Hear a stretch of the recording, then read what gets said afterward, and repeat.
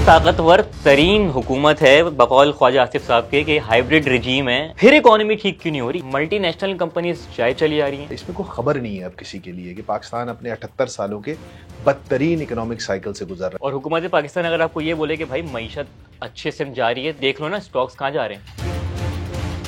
तरक्की करने के लिए आपको बेसिकली रिस्ट्रक्चरिंग और रिफॉर्म्स करने पड़ते हैं। पीपल्स पार्टी और नून लीग ने तो उस वक्त भी इन लोगों को नहीं छेड़ा था जब ये एक्चुअली वोट लेकर हुकूमत बनाई थी इन्होंने। पाकिस्तान की मईशत को ठीक करना है तो आपको पाकिस्तान के कानून को ठीक करना है। और जुडिशरी से ही जुड़ी हुई, लॉ से जुड़ी हुई एक और चीज है ऑर्डर का भी बहुत बुरा हाल। जीबी में क्या सूरत हाल है आपको पता है, केपीके में क्या सूरत हाल है आपको पता है, बलूचिस्तान में क्या सूरत हाल है आपको पता है। शहबाज शरीफ साहब चाइना गए थे अभी, वहां पर चाइनीज इन्वेस्टर्स ने दुर्गत बना दी पाकिस्तानी हुक्काम की। इतने सख्त सवालात किए ना सिक्योरिटी को लेकर। इस सुनहरी दौर में एक चीज तो बहरहाल ठीक हो रही है ना, बैरूनी सतह पे तो हम शानदार परफॉर्म कर रहे हैं। सऊदी अरब में क्या ही कोई शानदार प्रोटोकॉल मिला। शहबाज शरीफ जब से इख्तिदार में आए 19 महीनों में 19 कैबिनेट मीटिंग, लेकिन आपको पता है उन्होंने बैरूनी दौरे कितने, 29 मुलाकातें की हैं बैरून मुल्क सरबराहान से। और आपको पता है डॉलर्स की इन्वेस्टमेंट कितनी हुई है सिर्फ। सऊदी अरेबिया के हर पाकिस्तानी आर्मी चीफ और मिलिट्री हेड से बेहतरीन ताल्लुकात रहे। शाह अब्दुल्ला ने जनरल मुशर्रफ को लंदन में फ्लैट्स दिए थे। जनरल राहील शरीफ को तो अपने पास नौकरी पे रख लिया एमबीएस ने। 57 मुल्कों की फौज के सरबराह हैं वो। जनरल बाजवा है तो उनको तो किंगडम मेडल दिया गया। हमको एक सिक्योरिटी प्रोवाइडर तौर भी देखा जाता है तो बहुत अच्छी बात है, लेकिन हमको सिक्योरिटी प्रोवाइडर के तौर पर ही देखा जा रहा है तो ये बहुत अच्छी बात नहीं है। सबसे पहला पाकिस्तानी था जिसने ऑफिशियली एक्सेप्ट कर लिया। शहबाज शरीफ का अपना एक जुमला है, beggars can not be choosers. Saudi defence pact हो या ट्रंप का पीस प्लान हो, एक डेमोक्रेटिकली इलेक्टेड गवर्नमेंट को कम से कम रस्मनी से एक पार्लियामेंट का सेशन तो डेडिकेट करना चाहिए था इन मौजूआत पे बात करने के। लेकिन मसला है कि पूरी पार्लियामेंट बोगस बैठी है। लेकिन जिस तेजी से अमीर तरीन ममालिक जो कि बैगर्स नहीं है, कतर, सऊदी अरेबिया, उन्होंने क्यों कर दिया? इसके लिए अब इसका जवाब हमारे मुल्क के 90% लोगों को शायद नहीं पता। एक्चुअल पीस प्लान की बात कर लेते हैं। ट्रंप क्यों इतना इंटरेस्टेड है इस जगह में? इतना बड़ा प्लान और 8 मुल्कों को बिठाना और पता नहीं क्या क्या करना। आप अगर वाकईतन सीजफायर ही करना चाहते हैं तो आपके लिए बड़ा आसान है, आप हाथ नीचे रखें अपना United nation security council, veto ना करें इसराइल की बर्बरियत के खिलाफ आने वाली करारदादों। फलस्तीनी क्यों मार खा, उसको आजादी चाहिए, उसको अपनी जमीन चाहिए। 2 चीजों की वजह से वो लड़ रहा है। इतना सा इसराइल पूरी दुनिया को कंट्रोल करता है और इसका एक 2 वर्ड्स का आंसर है।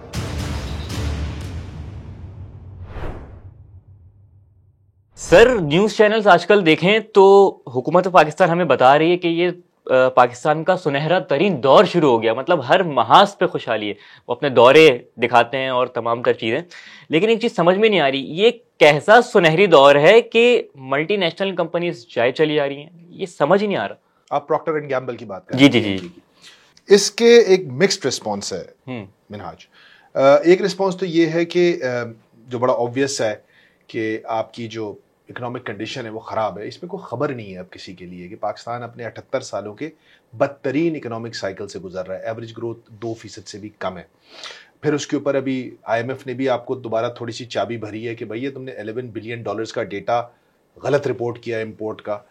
अब अगर वो डेटा गलत रिपोर्ट हुआ है तो कितना गलत रिपोर्ट हुआ है, और जब वो ठीक होगा तो उससे आपके फाइनल नंबर्स पे क्या इम्पैक्ट पड़ेगा, ये सारी बातें अभी देखनी है। तो एक तो बहुत स्ट्रेट फॉरवर्ड आंसर है इसका कि the economy is in bad shape. मतलब इस बात से अगर किसी को इख्तलाफ है तो हम बस क्या कह सकते हैं, मतलब क्योंकि अमेरिकन बिजनेस काउंसिल जो तमाम अमेरिकन कंपनीज पाकिस्तान में ऑपरेट करती हैं उनकी एक काउंसिल है, उसने भी एक स्टेटमेंट जारी किया और उसने बहुत स्ट्रेट बात की है। उन्होंने कहा है कि हुकूमत के लिए ये लम्हा फिक्रिया है कि उनकी पॉलिसीज़ पाकिस्तान की मईशत को कहाँ लेकर जा रही हैं और क्यों प्रॉक्टर एंड गैम्बल जैसी एक इंतहाई बड़ी कंपनी जो दुनिया के 180 ममालिक में ऑपरेट करती है, जिसमें से 70 ममालिक वो हैं जहाँ पे उसकी उस तरह की प्रेजेंस है जो पाकिस्तान में थी, यानी कि दुनिया के हर तीसरे मुल्क में उसकी फैक्ट्री एम्प्लॉयज़ वाली प्रेजेंस है जो उसकी पाकिस्तान में थी। हालांकि वो पाकिस्तान में अबू दाऊद के जरिए ऑपरेट कर रही थी ज़्यादातर, and a lot of industry insiders से it was a badly run company. लोग ये कहते हैं कि कुछ उस कंपनी के अपने भी मसाइल थे बहुत ज़्यादा, जिस वजह से उसे जाना पड़ा। एक फैक्टर तो ये हो गया कि इकोनॉमी खराब है, लेकिन इकोनॉमी हर एक के लिए खराब नहीं है। आप ये देखिए पाकिस्तान के सारे बैंक्स इस वक्त फॉरेन ओन्ड है। Bank Alfalah, Faysal bank, Meezan bank, UBL,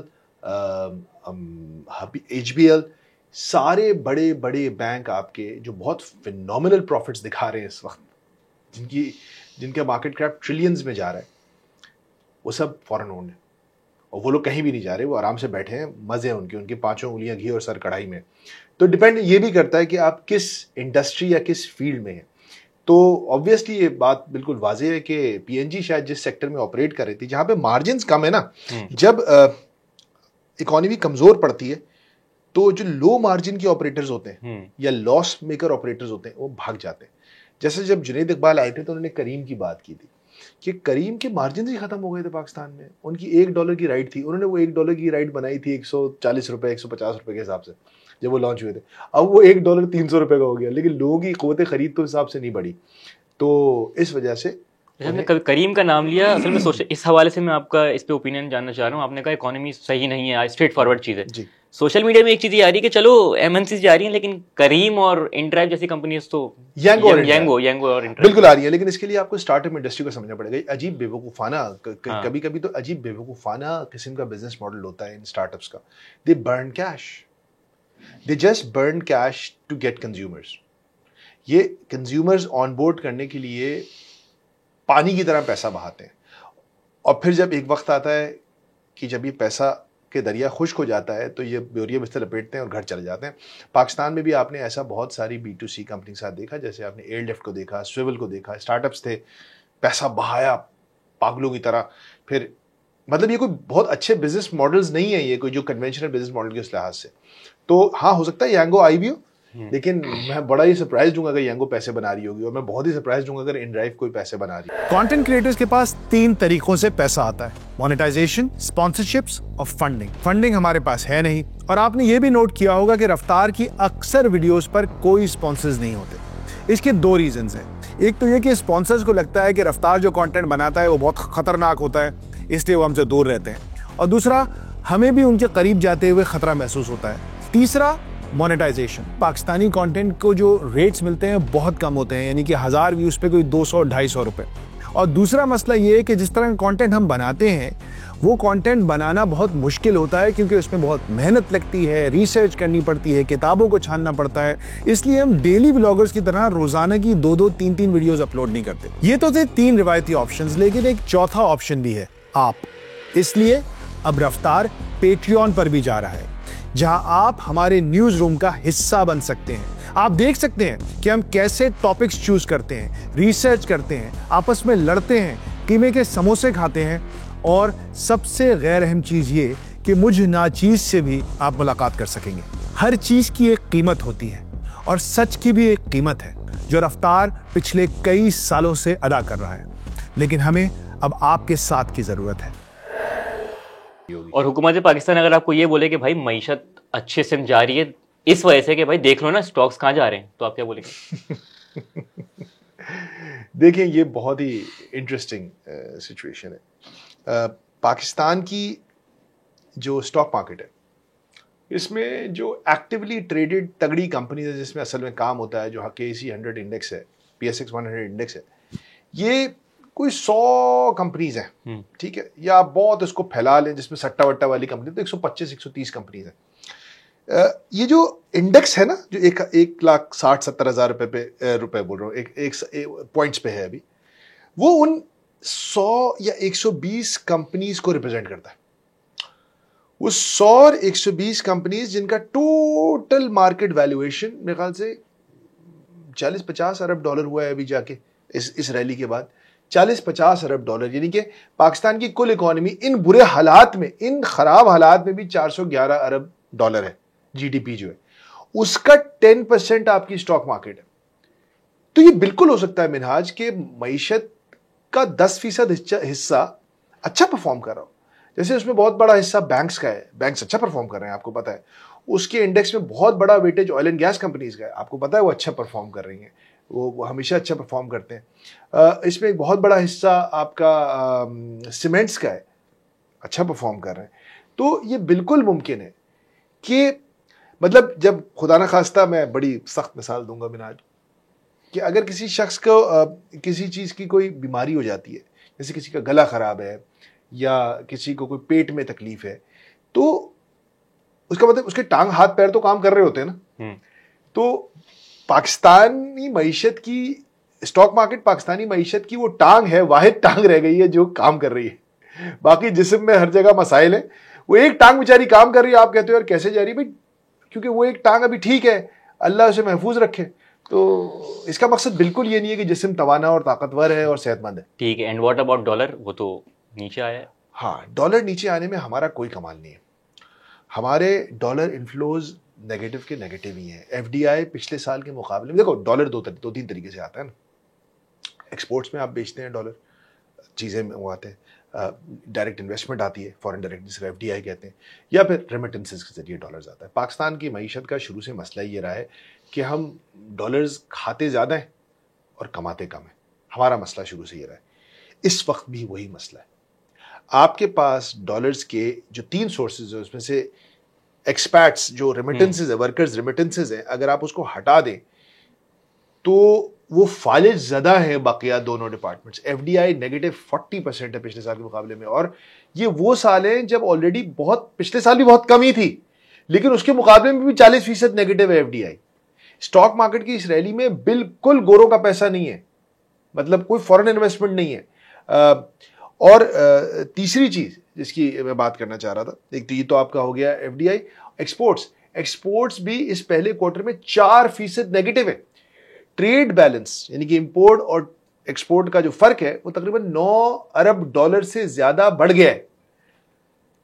alarming figures हैं ये पाकिस्तान के लिए। देखें, जब ये आप एक लो ग्रोथ साइकिल में फंसे हुए थे ना, तो हम सबको ये कह रहे थे कि यार हम ना ये 3-4-5 साल इस तरह स्टेबलाइज करेंगे, फिर हम दौड़ना शुरू कर देंगे। लेकिन बॉस, पाकिस्तान का कोई बहुत ही शानदार इकोनॉमिक साइकिल भी ना वो 2 से 3 साल 4 साल का होता है। आपको जो सबसे करीब एक अच्छा इकोनॉमिक साइकिल याद आता है जिसमें थोड़ा सा तगड़ी ग्रोथ हुई थी, वो मुशर्रफ के ज़माने का है, 3-4 साल का। वो भी 3-4 साल का ही था, वरना हमारे पर बुराई आ जाती है फौरन। लेकिन इस दफ़ा तो ये हुआ है कि अब ये जो मुश्किलात, नंबर्स खतरनाक होना शुरू हो गए, ये किसी बहुत अच्छे दौर के बगैर, मतलब एक लो बेस इफेक्ट के साथ मरे हुए पे मार पड़ रही है हमें।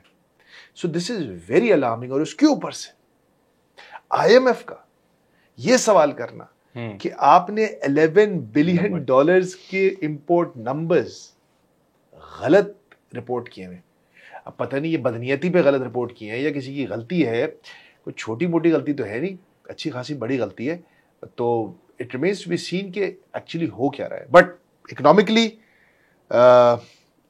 मुझे तो कोई खास इंप्रूवमेंट नजर नहीं आ रही। इंप्रूवमेंट क्या, मुझे लग रहा है कि वो जो एक हवा का झोंका सा आप समझ रहे थे ना आपको कि अच्छा आ रहा है, आप इसीलिए देखिए स्टेट बैंक इंटरनेशनली भी dollar, yes you are right, dollar stable रहने की एक बहुत बड़ी वजह यह भी है कि वहां पे फेड ने इंटरेस्ट रेट्स कट किए, तो मार्केट में डॉलर की सप्लाई बढ़ी है। जब डॉलर की सप्लाई बढ़ी है तो डॉलर वीक हुआ है, जब डॉलर वीक हुआ है तो हम उससे फायदा उठा रहे हैं। अच्छा सर, इसमें एक चीज समझना चाह रहा हूँ कि अभी आपने मुशर्रफ के दौर की बात बताई कि उसमें बहरहाल ग्रोथ रेट ज्यादा था वगैरह, क्योंकि जाहिर है बहरहाल जैसी भी हुकूमती एक ताकत तो थी उसके पास।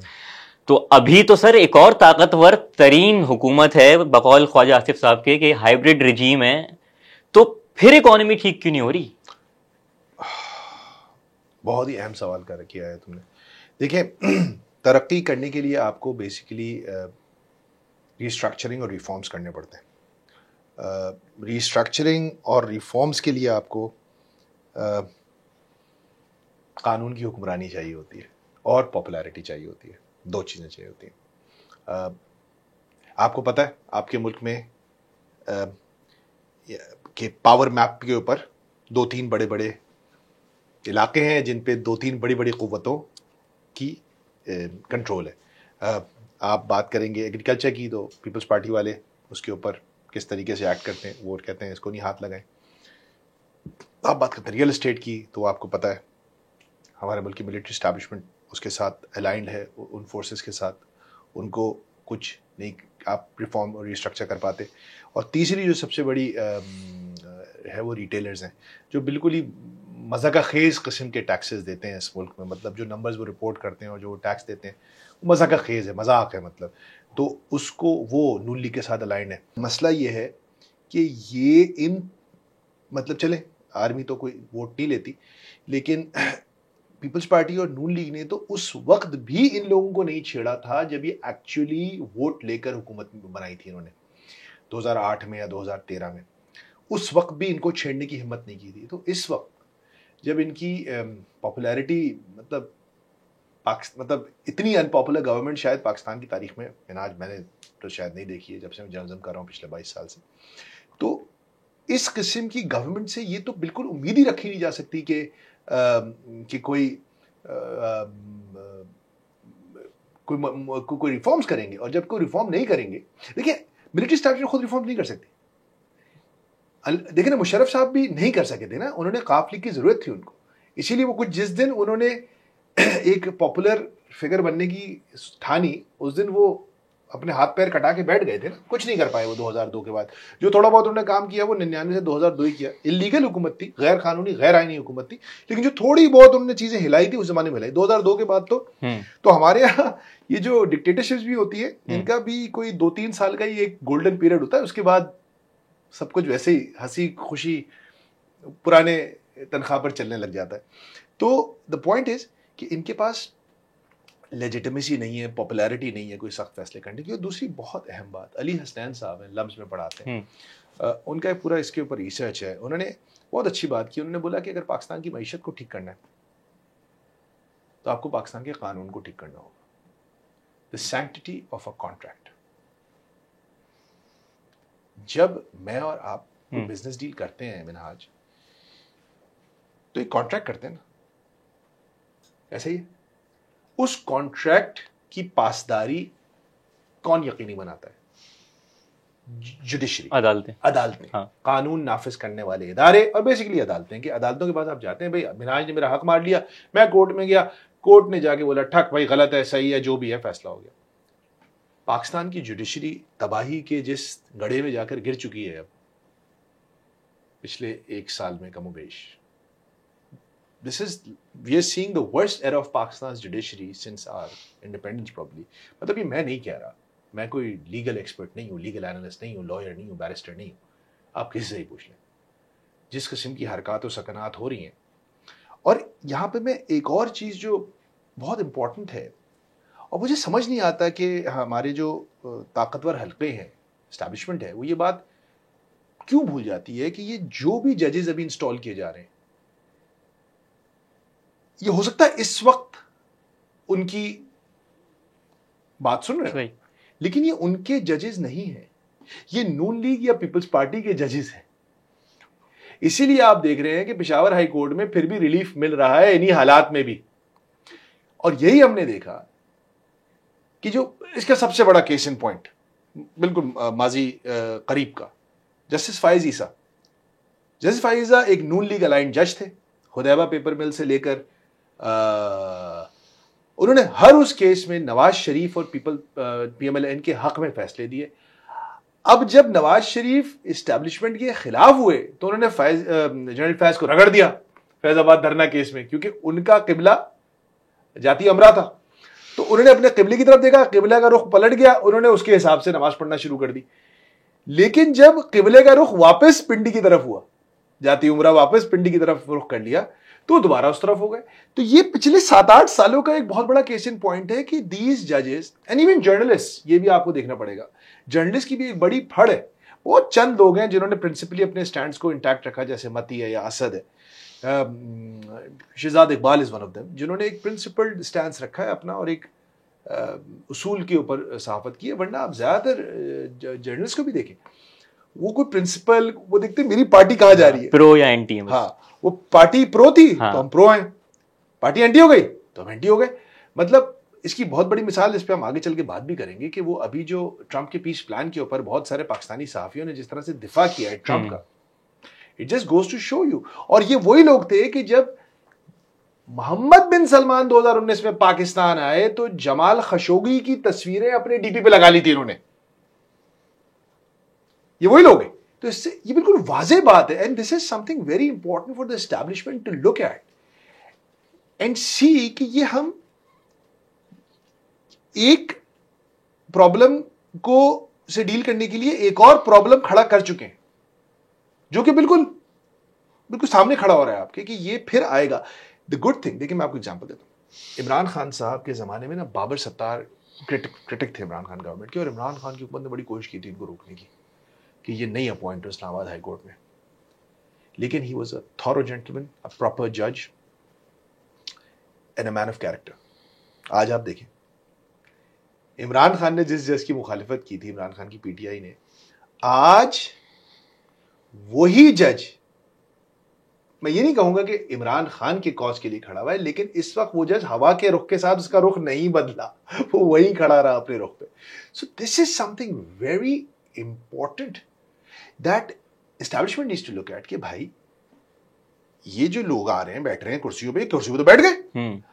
अब 26वीं तरमीम के बाद हमने 2/3 मेजोरिटी पीपल्स पार्टी और नून लीग को दे दी है।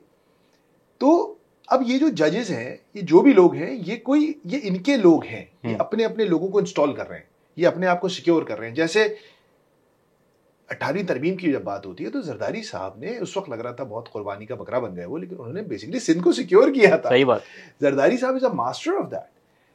तो जिस तरह जरदारी साहब ने 2010 में 18वीं तरमीम की कुर्बानी देके अपने आप को सिक्योर किया था, इसी तरह आज भी लाहौर हाई कोर्ट हो, सिंध हाई कोर्ट हो, इस्लामाबाद हाई कोर्ट हो, ये सारे हाई कोर्ट्स में इन मुख्तलिफ पार्टीज के अलाइंड लोग आ रहे हैं। बल्कि उसामा की डॉक्यूमेंट्री में उनका शॉट भी मौजूद है कि कैसी वो हाई कोर्ट उनकी है नून लीग की और दूसरी हाई कोर्ट इनकी। Absolutely, that is something very important to look at. This is very important, this is just very important to look at it.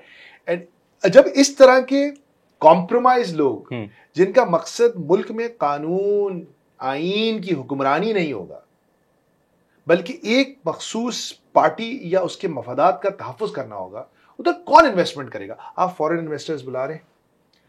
अभी पेट्रोलियम डिवीजन ने 23 ब्लॉक्स की ऑयल एंड गैस एक्सप्लोरेशन की beads मांगी कि भाई आइए, हमारे पास ये 23 इलाके मौजूद हैं पाकिस्तान भर में, और आकर इनमें आप तेल और गैस के वसी ज़खायर एक्सप्लोर कीजिए, ढूंढिए। 22 ब्लॉक्स में कोई बिड नहीं आई। आपकी वो जो मैसिव ऑयल रिजर्व्स, ट्रंप साहब, मैं ट्रंप के बारे में भी आगे बात करेंगे, वो किस तमाश के आदमी हैं, लेकिन आपके अपने मुल्क के लोग नहीं पैसा लगाएंगे आपके मुल्क में, क्योंकि सब डरे हुए घबराए हुए बैठे हुए। तो बाहर से कोई कैसे आएगा? देखिए, किसी मुल्क की मईशत किसी इंटरनेशनल पार्टनर, एक इंटरनेशनल पार्टनर के साथ हाथ मिलाने से नहीं बदलती। It is never the case. कभी ऐसा नहीं हुआ कि बाहर के एक मुल्क से इतने करीबी मुआशी ताल्लुकात आपको उनकी कॉलोनी तो बनाते हैं, वो आपको एक्सप्लॉइट तो करेंगे, वो आपकी किस्मत नहीं बदलेंगे। हर कोई हर डील करता है अपने फायदे के लिए, हर कोई डील करता है अपने फायदे के लिए। अमेरिका ने अपने सस्ती मसनूआत के लिए चाइना से डील की, लेकिन चाइना ने भुस भर दिया अमेरिकी इकोनॉमी का, और आज ट्रंप कह रहा है टैरिफ लगाओ टैरिफ लगाओ टैरिफ लगाओ। लेकिन उनको बाद में समझ में आया ना कि यार ये सस्ती चीजों की लत हमने लगा ली चाइना से ले लेके, लेकिन आज हम एक चाइना की ट्रेड कॉलोनी बन चुके हैं। हम कुछ भी चाइना के बगैर नहीं ले सकते। इवन इंडिया से फार्मा की सारी चीजों पर टैरिफ लगा दिया इंडिया। ऐसे ही 9 अरब डॉलर की सिर्फ फार्मा एक्सपोर्ट है इंडिया की अमेरिका को, उस पर कोई टैरिफ नहीं लगाया ट्रंप ने। क्यों? क्योंकि भाई वो दवाएं कहां से आएंगी? So trade is the first line of defence now, and हम तो मार खा रहे हैं। हमारे ट्रेड नंबर्स तो डिसअपॉइंटिंग है। हमारे तो कॉम्पिटिटिव एनवायरनमेंट ही नहीं है। हमारे यहां तो बिजली महंगी है, हमारे यहां तो टैक्सेस ज्यादा हैं। सो दिस इज ये नहीं बदलेगा किसी एक सीपेक की जितने फेज आप कर लें, या अभी आप अमेरिका के साथ हाथ मिलाने जा रहे हैं, कभी नहीं बदलेगा। और जुडिशरी से ही जुड़ी हुई, लॉ से जुड़ी हुई एक और चीज है, ऑर्डर। हम कहते हैं ना law and order. So law का पोस्टमार्टम तो हमने कर दिया कि इस मुल्क में लॉ और लीगल इंफ्रास्ट्रक्चर का क्या हाल है। ऑर्डर का भी बहुत बुरा हाल है। अभी आपने कश्मीर में देखा जो हुआ, खुदा का शुक्र है कॉमन सेंस प्रिवेल्ड, कुछ लोगों को अक्ल आई, उन्होंने चीजों को मजीद एस्केलेट होने से रोक दिया। वरना इंडिया वाज ऑलरेडी, वो तैयार बैठा हुआ था उसकी जगह को। बस ऑलरेडी बहुत खराब विजुअल्स आ गए हैं, एक आपके लिए एक बैड प्रेस आपको मिल चुकी है, वो उसको ऑलरेडी जितना करेंगे ये भी नहीं होना चाहिए था, लेकिन ये हो गया। जीबी में क्या सूरत हाल है आपको पता है, केपीके में क्या सूरत हाल है आपको पता है, बलूचिस्तान में क्या सूरत हाल है आपको पता है। ये जो साल है, अल्लाह ताला करे ऐसा ना हो, अल्लाह ना करे ऐसा हो, लेकिन इस वक्त के तक के जो स्टैट्स हैं 2 अक्टूबर तक के, साउथ एशियन टेरर पोर्टल एक वेबसाइट है जो कि बर सगीर के तमाम मुल्कों में होने वाली कैजुअल्टीज़ और हमलों की ट्रैकिंग करती है। उसके मुताबिक 2 अक्टूबर तक, 1 जनवरी से लेकर 2 अक्टूबर तक पाकिस्तान में अब तक 893 सिक्योरिटी फोर्सेस एहलकारों की शहादत हो चुकी है। 893, यानी कि 9 महीनों में तकरीबन 900 एहलकार शहीद हो चुके हैं। एवरेज 100 बंदा एवरी मंथ, यानी कि रोजाना 3 सिक्योरिटी एहलकार शहीद हो रहे हैं, इस अर्ज मुकद्दस पे अपनी जान निछावर कर रहे हैं। और सबसे खतरनाक बात बताऊं मैं, शायद आपको पर्सपेक्टिव देने के लिए, हाईएस्ट नंबर जब से ये साउथ एशियन पोर्टल ये डेटा रिकॉर्ड कर रहा है सिक्योरिटी फोर्सेस की शहादत का, वो 2009 का नंबर है। 2009 में हाईएस्ट नंबर था सिक्योरिटी फोर्स की अमवात का, जब 1012 यानी कि 1012 सिक्योरिटी फोर्सेस डेथ्स हुई थी पाकिस्तान में 2009, यानी कि 16 साल पहले। लेकिन अगर इस रेट पे, जिस रेट पे हम जा रहे हैं, खतरनाक हो गया तो ये हम 2009 के नंबर्स को भी अल्लाह ना करे, अल्लाह ना करे। Tell me if I am right कि जितना थोड़ा बहुत हमने पढ़ा है, अभी आपने बात की कि कंपेटिटिव एनवायरनमेंट तो हमारे पास है नहीं। मैं इकोनॉमी से अगर लिंक करना चाहूँ तो वो फैसिलिटीज तो हम वैसे ही प्रोवाइड नहीं कर रहे। तो एक इन्वेस्टर को एक तो वो कंपेटिटिव एनवायरनमेंट चाहिए होता है, दूसरा एक अमन चाहिए होता है। अमन चाहिए होता है भाई, मैं काम करूंगा भाई। अभी अभी रिपोर्टेड है, शायद शहबाज शरीफ साहब चाइना गए थे अभी सितंबर के फर्स्ट वीक में, 31 अगस्त से लेकर 4 सितंबर तक वो चाइना में थे। वहां पर चाइनीज इन्वेस्टर्स ने दुर्गत बना दी पाकिस्तानी हुक्काम की। इतने सख्त सवालात किए ना सिक्योरिटी को लेके, इतने सख्त सवालात किए हैं कि एम्बैरेसिंग सिचुएशन थी वज़ीर आज़म शहबाज शरीफ के लिए। और ये रिपोर्ट भी हुआ है मेरे ख्याल से। It was a terrible situation. वो कह रहे हैं हमें $300 सिक्योरिटी फीस देनी पड़ती है आपके कराची एयरपोर्ट से, आपके एयरपोर्ट से निकल के कहीं जाने के लिए हमें अलग से पैसे देने पड़ते हैं। मतलब वाई आप हमें सिक्योरिटी क्यों नहीं दे रहे बगैर उसके? So that's a big issue right now. But the problem is कि चूंकि अल्हम्दुलिल्लाह, अल्लाह का मतलब मैं ये नहीं कह रहा कि अल्हम्दुलिल्लाह कराची, लाहौर, इस्लामाबाद, पेशावर, फैसलाबाद ये महफूज हैं, तो और मीडिया सारा इन्हीं शहरों की बात करता है, तो इनको कोई परवाह ही नहीं है। लेकिन एक और फैक्टर है, आपको याद है जब एपीएस अटैक हुआ था तो नवाज शरीफ ने एक बड़ा शानदार काम किया था। इमरान खान धरने पे थे, लेकिन उसके बावजूद नवाज शरीफ उठकर चलकर इमरान खान के पास चले गए थे। नवाज शरीफ प्राइम मिनिस्टर थे मुल्क के, और उन्होंने जाके इमरान खान को अपने साथ टेबल पे बिठा लिया था। ऐसे ही क्यों किया था उन्होंने ऐसा? क्योंकि वो एक सिक्योर और पॉपुलर प्राइम मिनिस्टर थे। और ये उस जमाने की बात है जब इमरान खान 3 महीने से धरना दे के उनको गालम गलोच, उनके साथ क्या क्या नहीं कर रहे थे, उन पे फुल हमलावर थे। उसके बावजूद नवाज शरीफ इतना सिक्योर फील कर रहे थे, इतना महफूज फील कर रहे थे कि वो चले गए उनके घर। ये फर्क होता है एक स्टेबल सिक्योर गवर्नमेंट में और एक इनसिक्योर अनस्टेबल गवर्नमेंट में। कच्चे धागों से बंधी हुई हुकूमत है ये। अभी आप आजकल देख भी रहे हैं कि पीपल्स पार्टी और नून लीग कैसे आपस में दस्तों गिरेबान हो रहे हैं। खैर most lot of people think that is just drama. लेकिन मैं आपको बता ही रहा था कि जब आपको पूरे मुल्क को साथ लेके चलना पड़ता ना दहशतगर्दी के खिलाफ, तो हो ही नहीं रहा।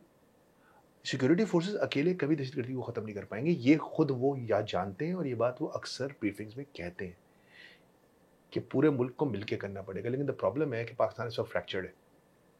केपीके के अंदर आपको जो हुकूमत है बिल्कुल ही डिसअलाइंड है। वो मतलब वो वहाँ उस सूबे में एक एंटी एस्टैब्लिशमेंट हुकूमत है, उसको वोट एंटी एस्टैब्लिशमेंट देके हुकूमत बनी। अली अमीन गंडापुर बिल्कुल भी एंटी एस्टैब्लिशमेंट हरकतें नहीं करते, लेकिन वोट एंटी एस्टैब्लिशमेंट पड़ा हुआ है। अभी उनको देखे ना, जूते चप्पलें दिखाए गए जलसे में। बलूचिस्तान में वहाँ के लोगों की हुकूमत ही नहीं है। सो ऐसी सूरत हाल में बदअमनी से नहीं लड़ सकते आप, क्योंकि आपका first line of defence police है। पुलिस किसके पास है? सूबाई हुकूमत के पास। सूबाई हुकूमत के पास कोई लेजिटिमेसी नहीं है, या सूबाई हुकूमत आपके साथ नहीं है, कैसे ठीक होंगी चीजें? So that is a very important thing about law and order. Operations करके एक काम है, आपने उनको क्लियर किया इलाकों को, लेकिन उसके बाद बहुत कुछ और भी करना होता है।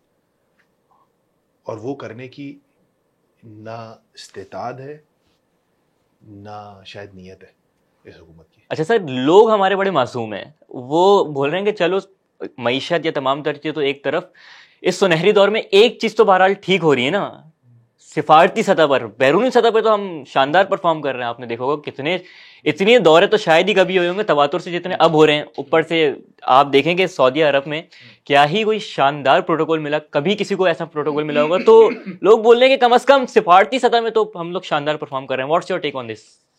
बिल्कुल सही बात है। मिनाज, एक अंग्रेजी की सेइंग है कि what ever you focus on grows. जिस पौधे में पानी डालोगे, खाद डालोगे, वो बढ़ेगा।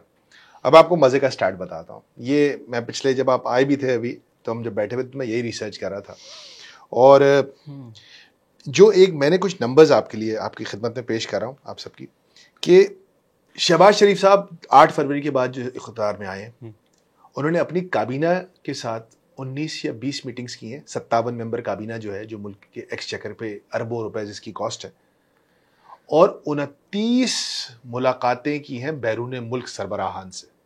29 दौरे किए हैं। मतलब शहबाज शरीफ ने अगर एवरेज लगाया जाए तो हर महीने तकरीबन कोई 1.5 या 2 दौरे हर महीने बाहर गए। अगर ये लगाया जाए, मोटा हिसाब लगाया जाए, हर महीने 1-2 दौरे उन्होंने किए हैं, जिसमें सितंबर में तो अभी देखें फिर मलेशिया चले गए।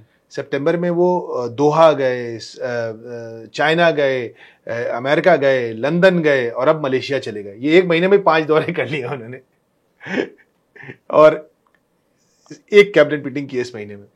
तो शहबाज शरीफ का पूरा जोर इंटरनेशनल रिलेशंस पे है, क्योंकि उनको कहीं से शायद ये खौफ है कि शायद बिलावल भुट्टो, जिनको अक्सर कुछ हलकों में कहा भी जाता है, टाउट किया जाता है कि शायद वो एक बेहतर, एक अगले फॉर्म 47 प्राइम मिनिस्टर हो सकते हैं, तो वो ये साबित करने में लगे हुए। और बिलावल को भी एक शौक है, वो भी फॉरेन मिनिस्टर रहे थे, और वो भी बाहर, अभी आपने देखा बिलावल ने जो वो गए थे मार्का हक के बाद एक ट्रिप पे, तो उसको कितना सेलिब्रेट किया था बिलावल ने ना, कराची में जलसा हुआ था। तो फॉरेन ऑफिस और फॉरेन दौरों को तो बिलावल अपना गेम समझते थे। शहबाज शरीफ लेकिन ये अनथक शबाना रोज मेहनत करके ये साबित कर रहे हैं कि मैं इसमें बहुत जबरदस्त मेरा किरदार है। तो 29 दौरे वो कर चुके हैं, और उन 29 दौरों में उन्होंने 132 MOUs साइन किए। Wow, 132 MOUs। और आपको पता है डॉलर्स की इन्वेस्टमेंट कितनी हुई है? 0।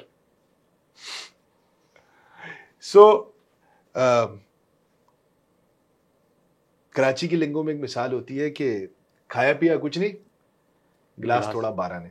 लेकिन ऐसा भी नहीं है, खाया पिया है। सऊदी डिफेंस पैक्ट हुआ है, व्हाइट हाउस में डिनर हुआ है। सो अनप्रेसिडेंटेड काम तो हुए। वैसे कैसे देखते हैं आप सऊदी डिफेंस पैक्ट को? सऊदी डिफेंस पैक्ट को आपको, it's a great news for Pakistan, great news. लेकिन आपको एक बात समझनी पड़ेगी,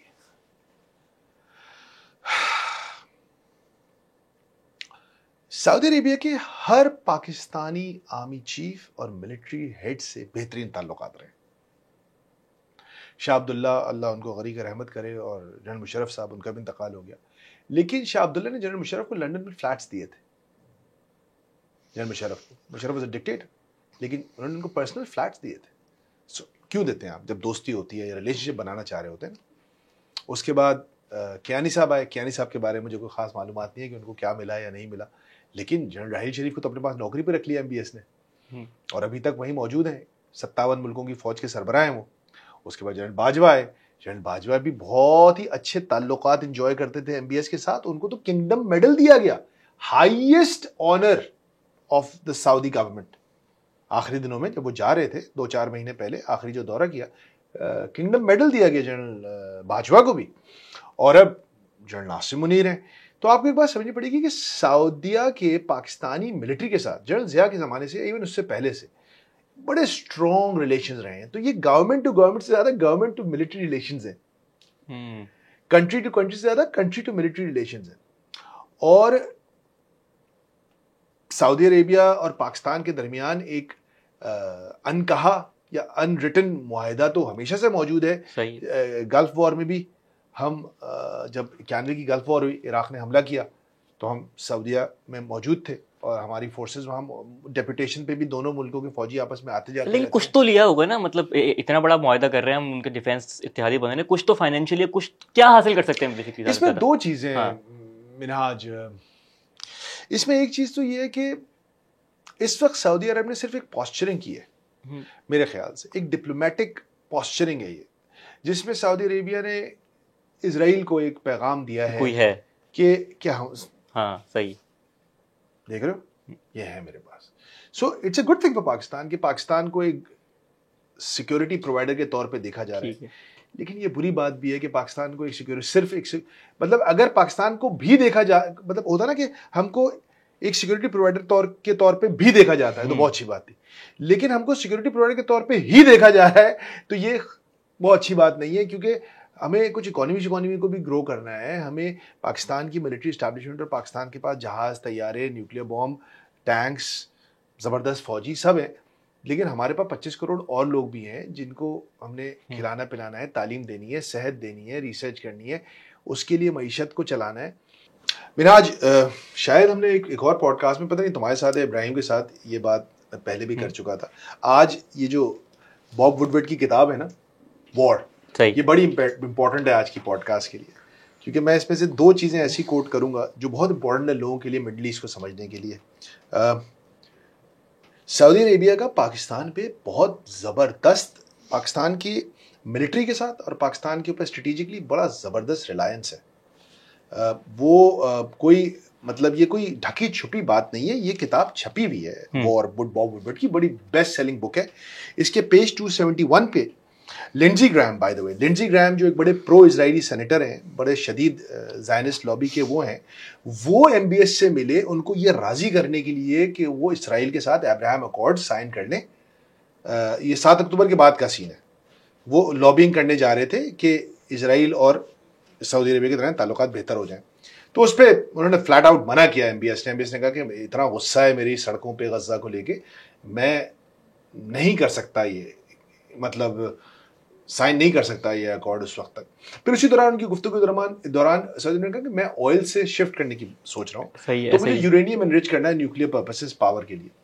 तो जिस पे लिंडजी ग्राहम ने कहा, लिंडजी ग्राहम का कोट है, मैं बता रहा हूँ, well that's going to be hard to do because people are afraid you will create a bomb. Lindsey ने कहा भाई लोग कह रहे हैं कि भाई तो कहीं वो ना होगा, तुम्हें हम यूरेनियम एनरिच करने दें और तुम बम बना लो। तो उसके ऊपर मोहम्मद बिन सलमान का कोट है कि I don't need uranium two make a bomb, I will just by one from Pakistan. ये उनका कंफर्ट लेवल शो कर रहा है आपको, मैं ये नहीं कह रहा पाकिस्तान भेज देगा उनको। फ्रैंकनेस बेसिकली, ये उनकी फ्रैंकनेस है, वो कितना करीब महसूस करते हैं पाकिस्तान की सिक्योरिटी एस्टैब्लिशमेंट से, कि वो उनका एक time tested, battle hardened relationship है सऊदी अरेबिया का पाकिस्तान के साथ, कि भाई पाकिस्तान मेरे साथ है, मुझे ये न्यूक्लियर का कोई मसला नहीं है, वो ये कह रहे हैं।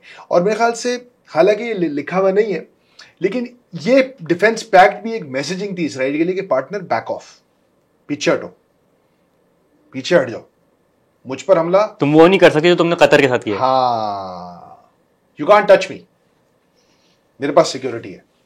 ये मेरे ख्याल से होगा नहीं, क्योंकि देखें अल्लाह ना करे दुनिया में कभी भी आइंदा कभी न्यूक्लियर वेपन्स चले, पूरी दुनिया की भलाई इसी में है क्योंकि सबके पास बहुत न्यूक्लियर वेपन्स हैं। सो लेकिन एक डिटरेंट है, डिप्लोमेटिक डिटरेंट था ये डिफेंस पैक्ट। क्या कुछ और मिला नहीं मिला, यार मैं मानूंगा जब इन पूरी चीज़ों का, जब गवर्नमेंट टू गवर्नमेंट ताल्लुकात ऐसे होंगे कि पीपल टू पीपल ताल्लुकात भी होंगे। अभी आपको पता है पिछले कई महीनों से UAE के वीज़ाज में तकरीबन बैन लगा हुआ है पाकिस्तानियों के लिए, बहुत मुश्किलात हो रही है, वीज़े लग ही नहीं रहे UAE के, दुबई के वीज़े नहीं लग रहे लोगों के। अच्छा, इस पर कोई बात भी नहीं करता, सब डर रहे होते हैं क्योंकि सबको दुबई जाना होता है कि यार मेरा भी कहीं रिजेक्ट ना हो जाए। लेकिन एक बहुत बड़ा मसला है ना, हमारे जब आपस में ताल्लुकात इतने अच्छे हैं तो हमें एक दूसरे के साथ थोड़ी सी रियायत करनी चाहिए इस चीज़ पे। आप इंडिया के साथ उनकी बड़ी रियायती पॉलिसीज़ हैं, इस तरह सऊदी अरेबिया के बिजनेस वीज़ाज में भी लोगों को प्रॉब्लम्स हो रही है। तो जब ये काम हो, कम से कम ये तो हो, वरना एक्चुअली तो इन्वेस्टमेंट्स हो कि सऊदी अरेबिया जिस $10 बिलियन रिफाइनरी की बात पिछले 7-8 सालों से कर रहा है, यार खुदा का वास्ता उसके कोई $500 मिलियन या $1 बिलियन डाल दो इकोनॉमी में। मुझे अभी तो कुछ समझ नहीं आ रहा कि क्या मिल रहा है। आई थिंक होगा वही जो शायद जो मुशर्रफ के दौर में हुआ था, कि जब एटमी धमाकों के बाद उन्होंने आपको $3 बिलियन का या कुछ ऐसे ही कोई तेल की इस मद में आपको कैश सपोर्ट के पैसे दिए थे, $3 बिलियन। तो फिर इवेंचुअली उन्होंने वो राइट ऑफ कर दिए थे। उन्होंने बोला अच्छा रख लो। तो अभी भी सऊदी अरेबिया के तकरीबन $3 बिलियन आपने फॉरेन एक्सचेंज में रखे हुए, जो कैश सपोर्ट है, उनकी कैश फ्लो सपोर्ट है। तो हो सकता है कि आप ये देखें आगे आने वाले दिनों में कि सऊदी अरेबिया उस $3 बिलियन को वेव ऑफ कर दे। मुझे ये लगता है, वैसे मुझे पता नहीं है। अच्छा सर, अभी आपने 20 नुकाती एजेंडे के बारे में बहुत सारी बातें हो रही हैं, ये तो आपने भी सुना होगा, लेकिन मैं एक चीज़ समझना चाह रहा हूँ कि हुकूमत पाकिस्तान का तो शुरू से इसके ऊपर बड़ा क्लियर मौक़िफ़ रहा है कि भाई 2 रियासती हल के करीब करीब भी हम लोग कभी नहीं भटकेंगे। लेकिन अभी जो आपने ज़ाहिर है आपने उसके पॉइंट्स पढ़े होंगे तमाम तर चीज़ें, और जिस तरह, बल्कि शायद ट्रंप ने कहा था उसने अपनी स्पीच में कि सबसे पहला पाकिस्तानी था जिसने ऑफिशियली एक्सेप्ट कर लिया, और फिर देन वो कैसे हुआ, इसहाक डार ने भी जो बोला क्या क्या नहीं हुआ, ट्रांजिट में थे वो फौरन कर लिया। तो इस सब को आप कैसे देखते हैं कि ये क्या हो रहा है? देखें, एक तो ये है कि शायद जब दुनिया में बड़ी तब्दीलियां आ रही होती हैं ना, उस वक्त पाकिस्तान में एक रिवाज है कि इलेजिटिमेट गवर्नमेंट्स होती हैं। जब वॉर अगेंस्ट टेरर हुई, मुशर्रफ साहब मौजूद थे जिन्होंने बिल्कुल चंद घंटों या चंद दिनों के नोटिस पे पूरे पाकिस्तान की फॉरेन पॉलिसी की डायरेक्शन 180 डिग्री पलट दी। फिर उसको इनलाइटेंड मॉडरेशन का नाम दिया। अफगान वॉर से पहले ज़िया साहब आ गए जिनको किसी को जवाब नहीं देना था, और अभी ये हुकूमत है जिसको आवाम के पॉपुलर वोट से नहीं अमल में आई है। बात बहुत सादी सी है कि आपने सऊदी डिफेंस पैक्ट हो या ट्रंप का पीस प्लान हो, एक डेमोक्रेटिकली इलेक्टेड गवर्नमेंट को कम से कम रस्मन ही सही एक पार्लियामेंट का सेशन तो डेडिकेट करना चाहिए था इन मौजूआत पे बात करने के लिए। इन कैमरा ब्रीफिंग ही कर लेते, कुछ तो लोगों को एतमाद में लेते। लेकिन मसला है कि पूरी पार्लियामेंट बोगस बैठी हुई है, उन पे कोई प्रेशर ही नहीं है लोगों का, तो वो इसलिए इस तरह के काम ही नहीं होते। शहबाज शरीफ को देखना, शहबाज शरीफ ने 19 कैबिनेट मीटिंग्स की है और 29 दौरे किए, मतलब कैबिनेट मीटिंग से ज्यादा बैरूनी दौरे कर लिए हैं उन्होंने। तो ये जस्ट शोज यू कि शहबाज शरीफ अपनी कैबिनेटों को कितनी मुकद देते हैं। अबे हटो यार, तुम लोगों से क्या, जो बोलूंगा कर दो यार, शराब चलो, फजूल बकबक नहीं करो, तुम अपना मिल रहा है ना तुमको, अपना टीएडीए सब कुछ खा पी रहे हो, मजे में रहो, चलो। तो it just shows you one thing कि जब इतनी जल्दी में इतने बड़े बड़े फैसले होते हैं। देखिए, मैं बड़ा सीरियसली आपको बताऊं, जहां तक सऊदी डिफेंस पैक्ट का ताल्लुक है, इमरान खान साहब भी होते तो यही होता। सऊदीया के साथ पाकिस्तान का एक अलग सीन चल रहा है पिछले 50, 60, 70 सालों से, वो कोई फर्क नहीं होता उसमें। लेकिन जहां तक ये ट्रंप के पीस प्लान पे शहबाज शरीफ ने जिस तरह से रिएक्ट किया, आई थिंक दैट वाज, और उसके बाद जो एक पूरा कम्युनिकेशन डिबाकल हुआ है कि डेप्यूटी प्राइम मिनिस्टर आके कह रहे हैं जल्दी में देखा, he was in transit, he could not see the plan and he tweeted in favour, कि मतलब वो तो वज़ीरान तो जी सफर में थे, उन्होंने सही से शायद देखा नहीं तो उन्होंने ट्वीट कर। वैसे एक बात बताऊं मैं तुम्हें, इस पूरे सारे इशू में शहबाज शरीफ से कहीं ज्यादा लीडरशिप आपको इसहाक डार में नजर आ रही है। उन्होंने प्रेस कॉन्फ्रेंस भी की, उन्होंने सेनेट में आके भी बात की, उन्होंने अल जजीरा को भी इंटरव्यू दिया।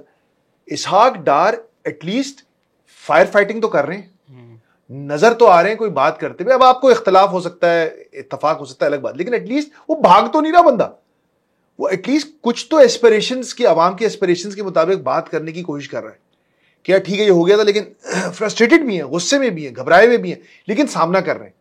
शहबाज शरीफ साहब तो अलग चल रहे हैं बिल्कुल, वो ट्विटर पे खेल रहे हैं। हाँ, इसमें भी ये जो पार्लियामेंट में इसहाक डार साहब ने बोला कि वो नहीं पढ़ पाए, मतलब उन्होंने जब अवाम ने सवालात किए, लोगों ने किए, तो उन्होंने उस पर एक चीज बोली, लेकिन उसके बावजूद सर मैं ये देख रहा हूँ कि शहबाज शरीफ साहब अपने मौके पे स्टैंड उसी लाइन पे खड़े हैं। या तो उनकी तरफ से एक और कोई ट्वीट आता कि नहीं मैंने नहीं पढ़े थे तमाम तो, तो उन्होंने जो अभी लेटेस्ट जो इस हवाले से ट्वीट किया हुआ उसमें बोला था कि we are closest to peace than ever before. और ट्रंप के लिए कम से कम मैं इतना तो कर सकता हूं, वो तो यूनाइटेड नेशंस की जनरल असेंबली के इजलास में कम से कम हम इतना तो कर ही सकते हैं कि उन्हें नॉमिनेट कर दें नोबेल पीस प्राइज के लिए।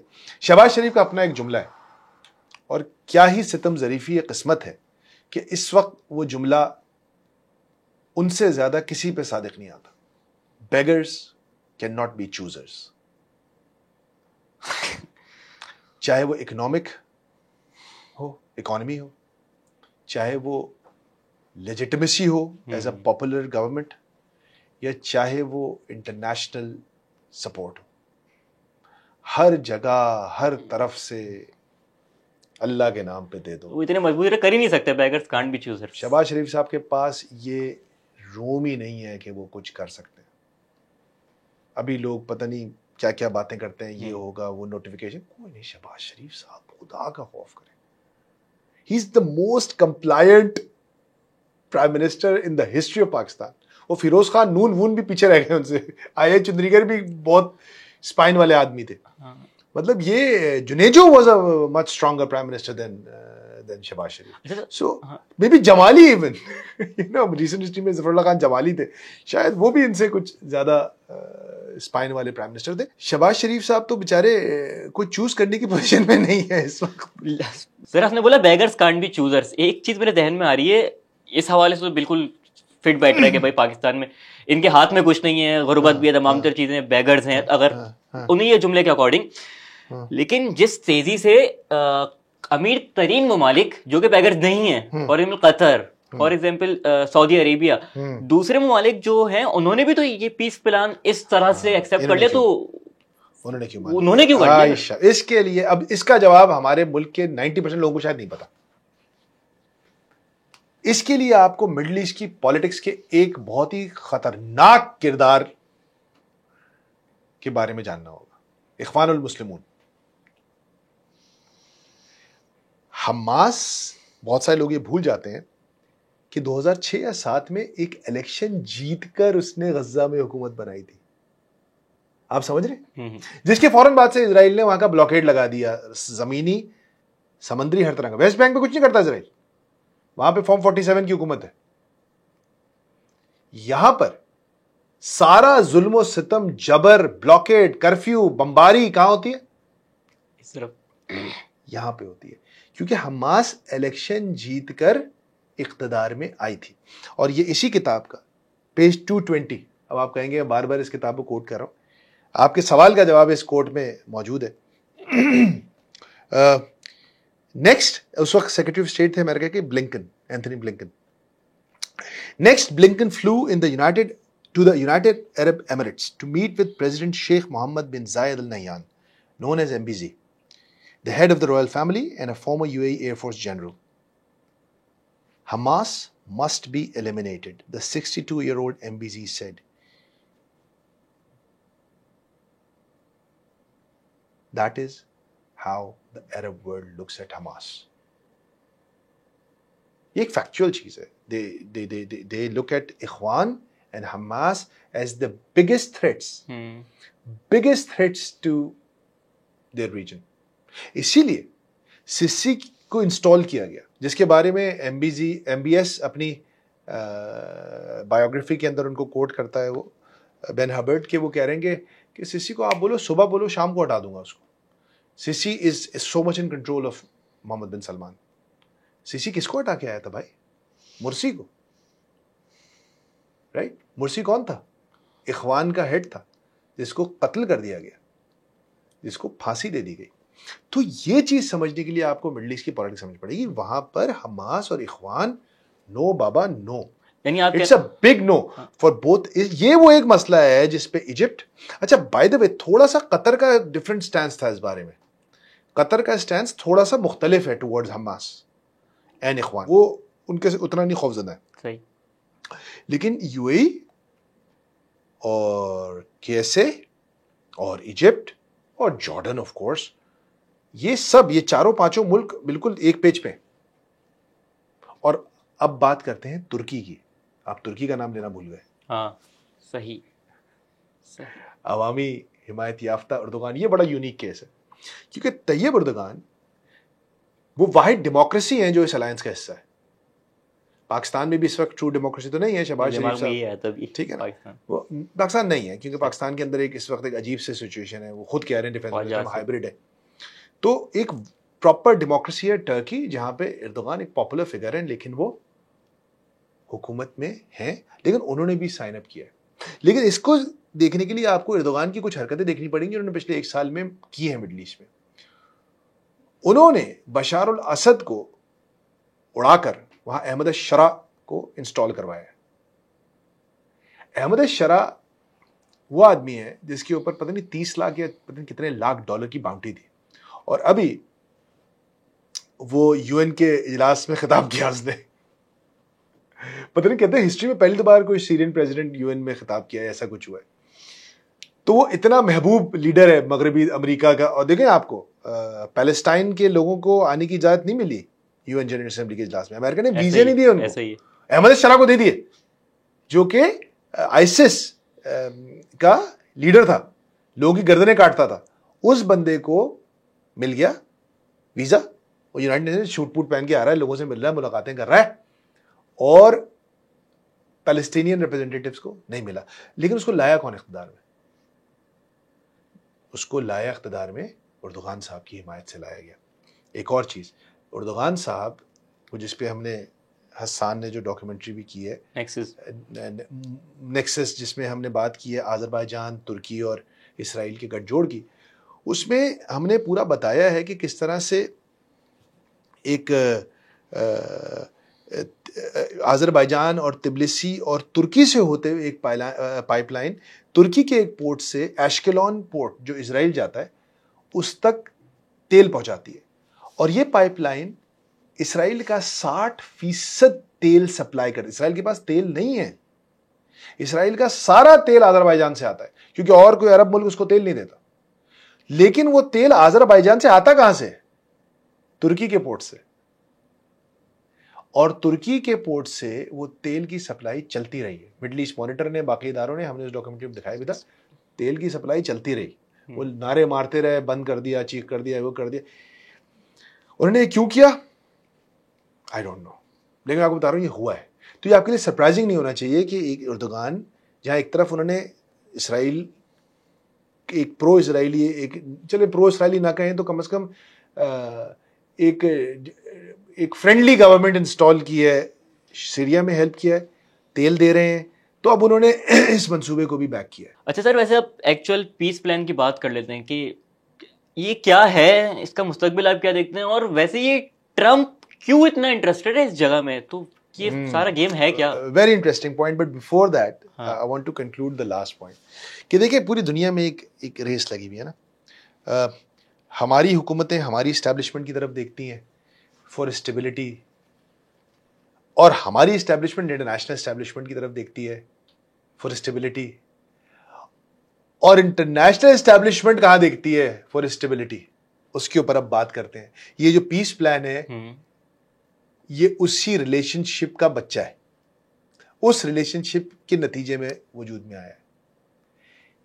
जब इंटरनेशनल इस्टेब्लिशमेंट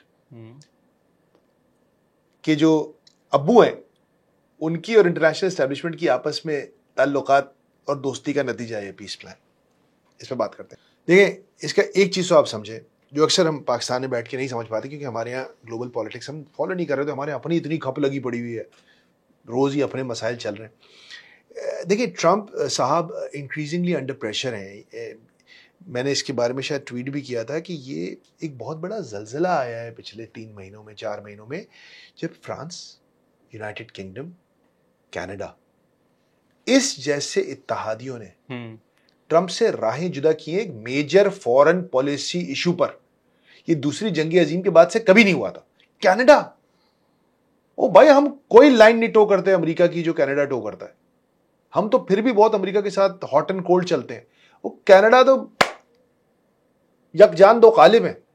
कनाडा ने तस्लीम कर लिया ऐसे ही है पैलेस्टाइन को, फलस्तीन की रियासत को। फ्रांस, मैक्रोन जो इतना बड़ा डिफेंस पार्टनर है इसराइल के साथ, रफाल, उसने तस्लीम कर लिया। यूनाइटेड किंगडम जो सर्वेलेंस प्लेन्स दे रहा था इसराइल को, उसने तस्लीम कर लिया। क्यों किया? डेमोक्रेसीज थी, प्रेशर है अवाम का, प्रेशर है, कुछ करो, कुछ करो, कुछ करो, कुछ करो गजा के लिए। लोग देख रहे हैं क्या कत्लेआम हो रहा है। जैसे आज हिटलर के साथ, मुसोलिनी के साथ खड़े होने की वजह से इटली आज तक कॉम्प्लिसिट समझा जाता है होलोकॉस्ट के अंदर। तो इस तरह इन तमाम ममालिक को जवाब देना होगा, तुमने क्या किरदार अदा किया था।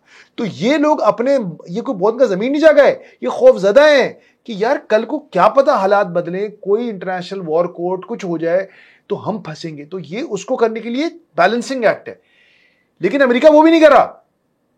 अमेरिका वो भी नहीं कर रहा। अमेरिका ने पिछले 6 महीनों में, देखिए अमेरिका कह रहा है ये सीज फायर का तरीका है, सब कह रहे हैं ये सीज फायर।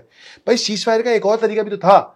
सिक्योरिटी काउंसिल के अंदर मेरे ख्याल से आधा दर्जन मरतबा सीज फायर जेनोसाइड रुकवाने की करारदादें पेश हुई हैं। एक मुल्क वीटो करता है हर दफा, बोलो कौन? अमेरिका। एक हाथ खड़ा होता है, रोक देता है। भाई आप हाथ नीचे रखें, हाथ नीचे रखें, जेनोसाइड रुक जाएगा। पहले ये तो कर लें। इतना बड़ा प्लान और 8 मुल्कों को बिठाना और पता नहीं क्या क्या करना। आप अगर वाकईतन सीज फायर ही करना चाहते हैं तो आपके लिए बड़ा आसान है, आप हाथ नीचे रखें अपना यूनाइटेड नेशन सिक्योरिटी काउंसिल में, वीटो ना करें इसराइल की बर्बरियत के खिलाफ आने वाली करारदादों को। प्रेशर तो बिल्ड होने दें, और एटलीस्ट अगर इसराइल फिर भी नहीं सुनता तो इसराइल एक इंटरनेशनली रिकग्नाइज्ड क्रिमिनल है। आप तो अपने आप को जुदा करें ना इसराइल के इस एक्ट से। सर तो इंटेंशनली तो फिर आपकी बातों से लग रहा है ये पीस प्लान नहीं है कम से कम। तो फिर ये क्या है? इसके लिए आप, इसके 20 पॉइंट्स हैं। 20 एक पॉइंट नंबर 9 को हम 2 पॉइंट्स पे बात करेंगे बस, 9 और 15। पॉइंट नंबर 9 है, ट्रंप एक बोर्ड ऑफ पीस की बात कर रहे हैं जिसकी सरबराही वो खुद कर रहे होंगे। ऐसा ही।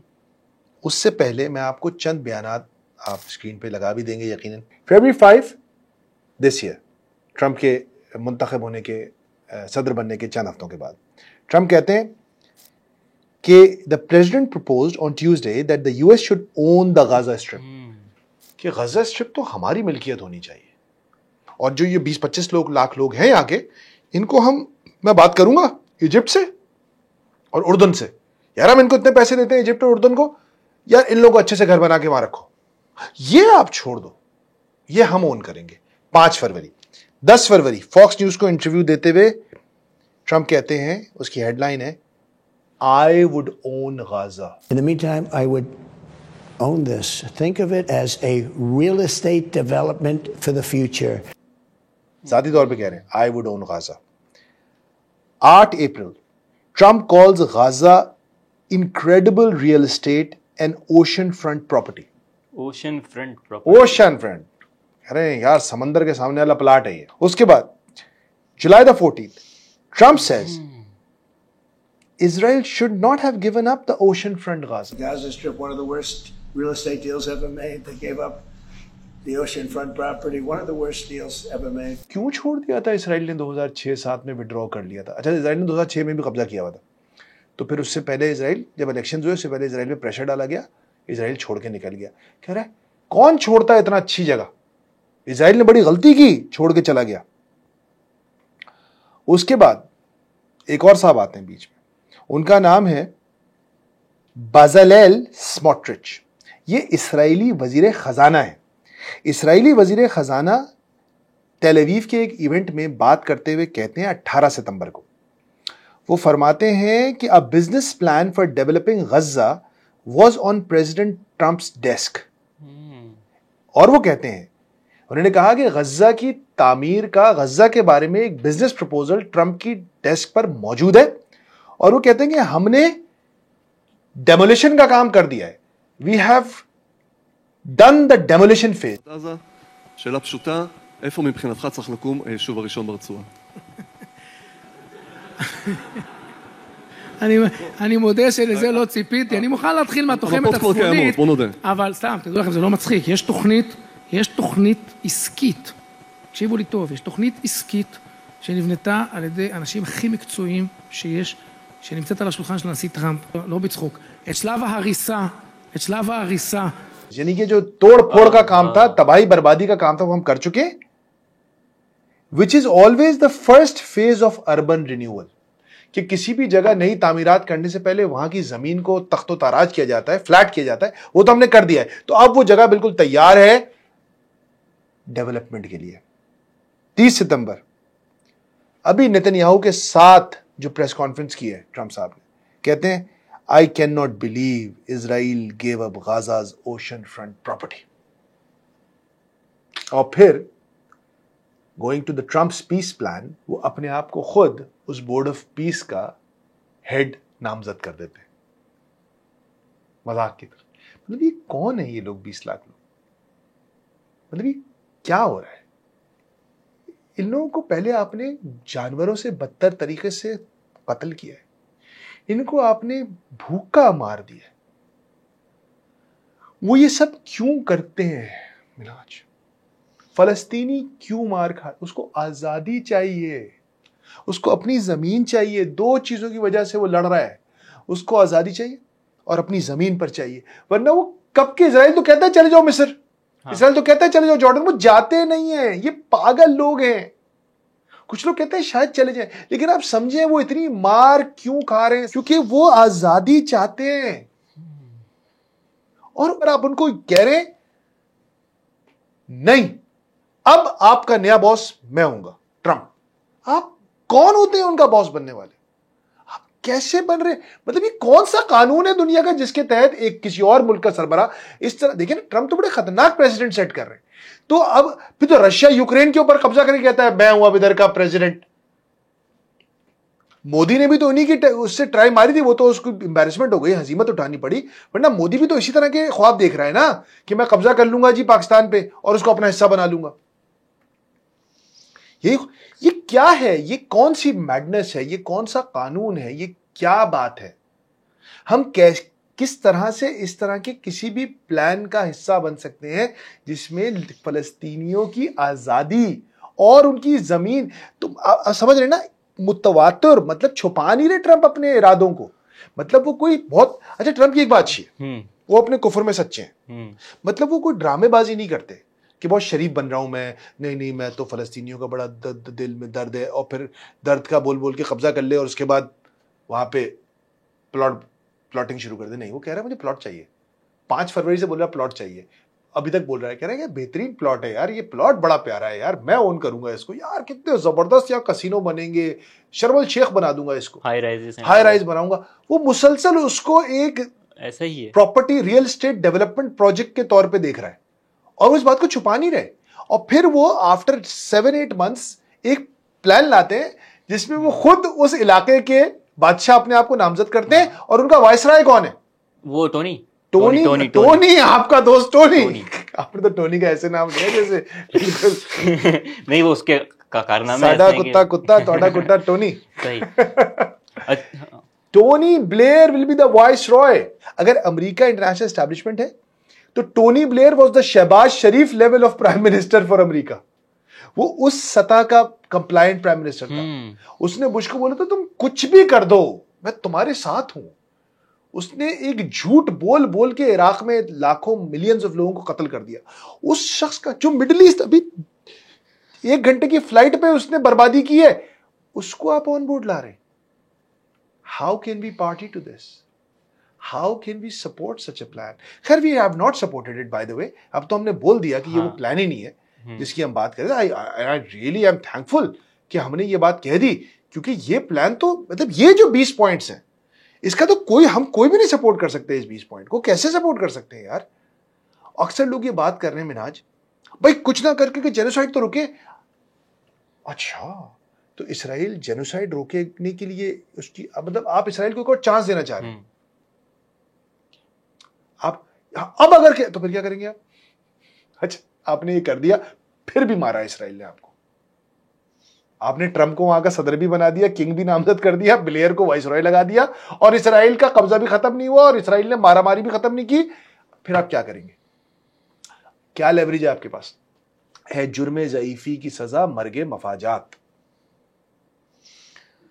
आप बुली से शराफत से बात नहीं करते। इस वक्त पूरी मुस्लिम उम्मा शराफत से बात करना चाह रही है बुली के साथ। मसला लेकिन बड़ा मजे का है, इस पे आगे भी बात करेंगे कि बुली को बुली टकर गया है। Netanyahu is a bully, Trump is also a bully, और ये दोनों बुलीज आपस में लड़ रहे हैं। ट्रंप का स्ट्रिक्टली कैपिटलिस्टिक फाइनेंशियल इंटरेस्ट है, नेतन्याहू का स्ट्रिक्टली जायनिस्ट इंटरेस्ट है। वो एक छोटे से उसकी तरफ नहीं देख रहा है गजा को कि रियल एस्टेट प्रोजेक्ट, वो उसको इसराइल, ग्रेटर इसराइल के तौर पे देख रहा है।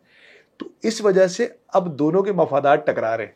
अच्छा सर, आपने बीच में 2 पॉइंट्स का जिक्र किया था, तो वो दूसरा आई गेस पॉइंट नंबर 15 आप कुछ बता रहे थे। यस, पॉइंट नंबर 15 बहुत बड़ा है। मैं उसमें से सिर्फ एक पॉइंट को हाईलाइट करके आपके सामने पेश करना चाहता हूं, जिसमें ट्रंप एक वो इंटरनेशनल स्टेबलाइजेशन फोर्स की बात कर रहे हैं। सही। ट्रंप का पीस प्लान कहता है कि that the ISF, the International Stabilization Force, will work with Israel and Egypt to help secure border areas along with newly trained Palestinian police forces. It is critical to prevent munition from entering Gaza and to facilitate the rapid and secure flow of goods to rebuild and revitalize Gaza. ये international stability force जिसकी ये बात कर रहे हैं, जिसमें ये कह रहे हैं कि हम अपनी फौजें भेज दें सारे मुसलमान मुल्क वाले, बड़ा क्रिटिकल पॉइंट है. It will help secure border areas. किसको सिक्योरिटी दे रही है ये फोर्स? किसको? कह दो. इसराइल. यानी कि हम सारे मुसलमान मुल्कों के फौजी जाएंगे वहां. ट्रम्प भाई चाहते हैं कि हम लोग सब जाएं और इसराइल बहादुर की हिफाजत फरमाएं हम लोग, ताकि हम हमास से बचाएं इसराइल को, हमास के नेटवर्क को डिसमेंटल करें, उनसे एमिनेशन छीने, ये सारा काम हम करें. मतलब हम उसकी हिफाजत करें जिसको हम सब बोलते हैं कि काबिज रियासत है और वो तमाम. मतलब of course this was rejected by the Arab states. No country, no Muslim country would go send their troops to secure Israel. कोई मुसलमान मुल्क अपने फौजी भेज के इसराइल की हिफाजत और उसको सिक्योर नहीं करेगा. ये पार्ट बड़ा खतरनाक है कि बॉर्डर एरियाज को सिक्योर किससे सिक्योर कर रहे हैं भाई? ये पूरी जंग किस बात है? Israel wants to be secure, Israel wants to be secure. सारा अमेरिका का मंत्रा क्या है? There needs to be a secure and safe Israel. There needs to be 36 दफा एक बात बोलते हैं. तो यानी कि हम जाके बॉर्डर एरियाज में खड़े हो जाएंगे और हिफाजत करेंगे उनकी. खुदा का खौफ करेगा. लेकिन एक और बड़ा मसला है इस प्लान में. वो मसला ये है कि देखो, हमारी अभी 7 मई को जो हुआ ट्रंप के, उसके बाद एक बहुत बड़ी पाकिस्तान की फतह, जंगी फतह तो हुई, लेकिन एक और बहुत बड़ी फतह हुई जिसको लोग शिमला मुआहिदे के अंदर पाकिस्तान की मिस्टेक गर्दानते थे. वो ये थी कि पाकिस्तान ने कश्मीर के इशू को, भुट्टो साहब ने, बिकॉज उनकी पोजीशन इतनी कमजोर थी उस वक्त 71 की जंग के बाद, कि उन्होंने उसको बायलैटरल मामला तस्लीम कर लिया था. लेकिन अभी हम इतने खुश हुए कि कश्मीर इंटरनेशनलाइज हो गया, कि अमेरिका ने भी कश्मीर की बात कर दी कि भाई यहां पे भी, हालांकि देखो किया कुछ नहीं उन्होंने. 7 महीने गुजर गए, अभी मुज़ाकरात स्टार्ट होंगे, कुछ भी नहीं हुआ, लेकिन एटलीस्ट कश्मीर इंटरनेशनलाइज हो गया. क्यों हमने फलस्तीन को, जो कि एक पूरी दुनिया का मसला था, पुर्तगाल से लेकर अफ्रीका से लेकर साउथ अफ्रीका ने इंटरनेशनल क्रिमिनल कोर्ट में इसके खिलाफ केस चलाया प्रोसिक्यूट करने के लिए इसराइल को, और स्पेन हो गया, फ्रांस हो गया, यूके हो गया, कनाडा हो गया, ऑस्ट्रेलिया हो गया, पूरी दुनिया के सारे ही मुल्क तो इसराइल के खिलाफ खड़े हुए, सब खड़े हुए थे. हमने इसे ये 7 मुल्कों का मसला क्यों बना दिया? नहीं समझा? ये इंटरनेशनल इशू था. हम बोलते हैं ट्रम्प भाई ठीक है, इसको यूनाइटेड नेशंस में लेके चले, क्योंकि उसमें आपको सेफगार्ड्स भी मिलते. आपको सेफगार्ड्स मिलते ना यार. अभी क्या है, ट्रम्प की जुबान है. ट्रम्प की जुबान तो आपको पता है आजकल कैसे तब्दील होती है. एप्स्टीन फाइल निकाल दूंगा, एप्स्टीन फाइल निकाल दूंगा. That's an important part of this conversation. फिर तो बोलता है कौन सी एप्स्टीन फाइल? कोई एप्स्टीन फाइल नहीं है. तो यू कांट जज him with for his words. वो काफी अपने बयानात बदलते रहते हैं. तो इससे बेहतर ये नहीं था कि आप एक इंटरनेशनल यूनाइटेड, जो कि हमास ने बाय द वे अपने जवाब में लिखा है कि इंटरनेशनल रूल्स, इंटरनेशनल लॉज के जरिए सेफगार्ड्स बनाए जाए. हम क्यों एक ट्रम्प साहब की जबान का एतबार करके ये सारी कमिटमेंट्स दे दें? अच्छा सर, वैसे आप ये इसके रिलेशन को देखते कैसे हैं यूएस और इसराइल के? क्योंकि अभी आपने बीच में उन्होंने ऐसा पॉइंट किया कि भाई हम सब उनकी हिफाजत करें, तो आया इसराइल अमेरिका को कंट्रोल करता है, अमेरिका इसराइल को कंट्रोल करता है, दोनों इतने जुड़े हुए हैं, तो क्यों है? क्या है? मैंने कहा था ना, ये बड़ा जबरदस्त मैच पड़ा हुआ है. 2 बुलीज का. एक बुली तो है डोनाल्ड ट्रंप और दूसरे बुली है नेतन्याहू. आपको याद है जब ईरान वाला कॉन्फ्लिक्ट चल रहा था, तो ट्रंप उसको रुकवाना चाह रहा था, तो फिर एक ओवल ऑफिस के बाहर जब जहाज पे हेलीकॉप्टर पे चढ़ते हुए उसने एक गाली बक के कहा था कि I don't know what the dash they are doing. उसने इसराइलियों के बारे में कहा था कि वो पता नहीं क्या कर रहे हैं ये लोग. ठीक है. इसी तरह अभी एक स्कूप खबर चल रही है 2 दिन से कि जब ट्रंप ने राब्ता किया नेतन्याहू से हमास के स्टेटमेंट के बाद कि तुम एक्सेप्ट करो हमास की, इसको वेलकम करो, तो उस पर ऑफकोर्स हमास का स्टेटमेंट कोई विक्ट्री नहीं था इसराइल के लिए. उसने बहुत स्मार्ट प्ले किया था. ट्रंप अपने चक्कर में लगा हुआ है, कुछ भी हो मैं तो अपना प्लाट पकड़ लूंगा, 500 गज के 2 प्लॉट तो पकड़ लूं मैं यहाँ पे. इसराइल के मकसद पे तो पूरा नहीं उतरता. हमास जिन चीजों से एग्री हुआ है. तो शायद नेतन्याहू ने उस पर नेगेटिव रिएक्ट किया, तो ट्रंप ने फिर गाली बककर कहा कि तुम हमेशा बहुत नेगेटिव रहते हो यार, तुम्हें प्रॉब्लम क्या है। लेकिन आप देखें ईरान के मसले में भी उसने गाली बकी या जो भी किया, आखिर ईरान पे बम मारे, ठीक है, और अभी भी वो वही करेगा जो नेतन्याहू चाहता है। और इसका एक 2 वर्ड्स का आंसर है, एप्स्टीन फाइल्स। जेफरी एप्स्टीन का नाम से आप वाकिफ होंगे। ये एक ऐसा जबरदस्त किरदार है अमेरिकी सियासत का, सियासतदान खुद तो नहीं थे लेकिन सियासत के किरदार हैं, जिन्होंने वो अभी इब्राहिम ने इस पर डॉक्यूमेंट्री भी किया, नेक्स्ट वीक आ रही है, कि जेफरी एप्स्टीन वो तोता था जिसमें अमेरिका के बड़े बड़े जिनों की जान कैद थी, इसलिए उस तोते को मार के लोगों को बचाने की कोशिश तो की है, लेकिन वो फाइल्स कहीं ना कहीं मौजूद हैं, वो डेटा कहीं ना कहीं मौजूद है। जो सीसीटीवी रिकॉर्डिंग्स हैं एप्स्टीन आइलैंड की, उसके न्यूयॉर्क टाउन हाउस की, उसके जोरो रैंच की, उन तमाम जगहों पे जो जो आया और उसने क्या क्या किया, आपको पता है वो एक रिंग चला रहा था, कौन कौन आया और उसने क्या क्या किया, एप्स्टीन ने सब रिकॉर्ड किया। वो डेटा कहां है? और इस बारे में बहुत ज्यादा कहा जाता है कि Epstein was very closely linked with Mossad.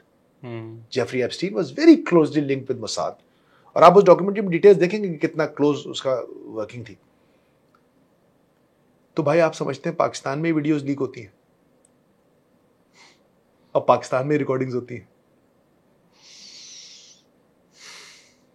इस धंधे की जाती ऐसी है, मोसाद से ज्यादा बदमाश कोई नहीं है दुनिया में। And I don't think push comes to shove, Trump बहुत ज्यादा डिविएट नहीं कर पाएंगे नेतन्याहू से। मेरे ख्याल से ये इनफ है लोगों को समझने के लिए कि क्यों इतना सा इसराइल पूरी दुनिया को कंट्रोल करता है। तो बस towards the end sir, as always हम किसी सॉल्यूशन की तो बात करते ही हैं अपनी पॉडकास्ट वगैरह में। सो आप नियर फ्यूचर आप क्या देख रहे हैं, what's the future you are seeing, and आपके नजदीक क्या होना चाहिए, क्या होता हुआ नजर आ रहा है, और बहरहाल एक सॉल्यूशन जो है वो तो यही हो सकता है। देखिए हमारे साथ बहुत होता है। हाँ। मैं अक्सर अपने फैमिली के अंदर भी एग्जांपल देता था कि यार लोग दफ्तर में अपने बॉसेस के साथ, अपने मैनेजर्स के साथ इतनी बकवास बर्दाश्त करते हैं, हाँ। इतने कॉम्प्रोमाइज करते हैं, इतनी टॉक्सिसिटी बर्दाश्त करते हैं, लेकिन अपने घर में अपने भाई बहन के साथ, बीवी बच्चों के साथ, माँ बाप के साथ छोटी छोटी बातों पे लड़ जाते हैं। पाकिस्तान को चाहिए कि अमेरिका और किसी सेवनी रियासत के साथ कॉम्प्रोमाइज करने के बजाय अपने लोगों के साथ कॉम्प्रोमाइज कर ले। पाकिस्तान के मामला ठीक हो जाएंगे। कोई बाहर से आके पाकिस्तान को ठीक नहीं करेगा। आई थिंक मेरा मैसेज आपको समझ में आ गया होगा। मुझे समझ में आ गया। लेट्स सी व्यूअर्स को समझ में आता है या नहीं आता। तो it's always a pleasure Minaj. Thank you so much.